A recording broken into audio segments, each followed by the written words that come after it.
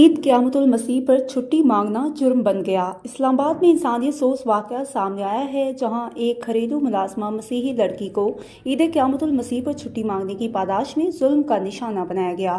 تفصیلات کے مطابق باثر مالکان نے لڑکی پر 22 لاکھ روپے مالیت کے طلائی زیورات چوری کرنے کا الزام لگا کر اسے گھر میں بند کر دیا اور مبینہ طور پر تشدد کا نشانہ بناتے رہے۔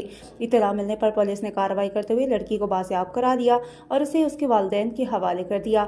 متاثرہ لڑکی نے انصاف کے حصول کے لیے SSP اسلام آباد کو درخواست دے دی ہے۔ دوسری جانب مسیحی سیاسی و سماجی رہنماؤں جمیل کھوکھر اور شہزاد سہوترا نے متاثرہ خاندان سے ملاقات کر کے مکمل اظہار یکجہتی کیا۔ پاکستان کی مختلف سیاسی و مذہبی شخصیات نے اس افسوسناک واقعے کی شدید مذمت کرتے ہوئے ذمہ داران کے خلاف فوری اور سخت کارروائی کا مطالبہ کیا ہے۔ اسی طرح کرسچن جرنلسٹ ایسوسی ایشن فیصل آباد کے جنرل سیکریٹری ڈاکٹر سلامت اور ایکٹ ٹی وی کے CEO نے بھی واقعے کی سخت مذمت کرتے ہوئے اعلیٰ حکام سے فوری نوٹس لینے کی اپیل کی ہے۔